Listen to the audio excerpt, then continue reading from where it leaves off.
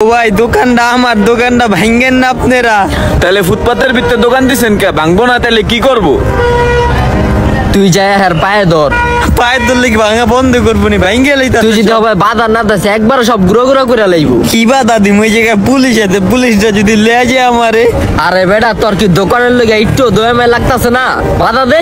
ওই ভাই ভাই ভাঙ্গেন না আপনারা। এই তুই কত কম কয়ে ফিরিস লয়ে যা, তা না হইলে এটাও কিন্তু ভাঙ্গা গুড়া গুড়া করে লামু। আচ্ছা আচ্ছা, ফ্রিজটা নিয়ে যেতে। আমার পরিচিত এক বড় ভাই আছে, হ্যাঁ আমি ডাক দিয়ে লই আহি, দেখি কিছু করা যায়নি। আচ্ছা এটাই তুই কর, চালু কর। হ্যালো ভাই, ভাই ওই যে চিটাং রোডে একটু ঝামেলা হয়েছে, এদিকে যদি একটু আইতেন। আচ্ছা ভাই একটু তাড়াতাড়ি আহেন। ভাই আমার বন্ধুর দোকানটা দেখেন ভাই, ভাঙ্গা চিরা কি করছে। এখন ভাই আপনি একটু হ্যাঁ করে থামানোর চেষ্টা করেন। আচ্ছা আমি দেখি। এই এটা দেখি ফুটপাতের দোকান। ও ভাই ফুটপাতে ওই দোকান দিয়েছিল। দেখেন ভাই কতদিন ধরে দোকানদারি করতাম, দোকানদাররা ভাঙ্গা লাইছে। এত দেরি করে হেরাইন না কি লাভ হইব? যা ভাঙ্গার সব তো ভাঙ্গা লাইছে হেরা। হপাই ভাই আপনি ট্রাকের থেকে জরিমানা লইয়া দেন আমার, আমি একজন গরিব মানুষ। ভালোই তো করছে, ভাঙবে না তো কি করবে? আপনি ফুটপাতের দোকান দিছেন কেন?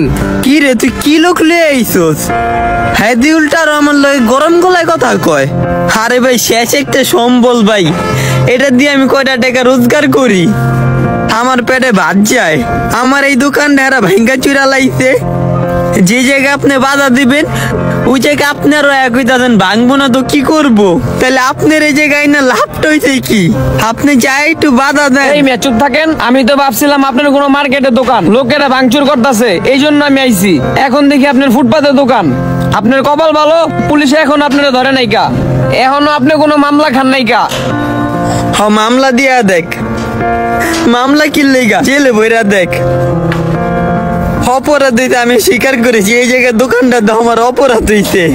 অপরাধ হয়েছে এটা বুঝছো গেলে আপনি ফুটপাতের দোকান দিচ্ছেন। ফুটপাত কি আপনার বাপদাদার রাইখা যাওয়া জমি যে আপনি মানুষ চলাচল করার জায়গার উপরে দোকান দিয়ে বসে থাকবেন? ওই বেটা তুই এরপরে আর ফুটপাতের দোকান দিস না রে, দোকান দিবি পরে দোকান আবার ভাঙবো। তুই রাস্তার পাশে একটা দোকান ভাড়া নিয়া ওই জায়গায় দোকানদারি কর।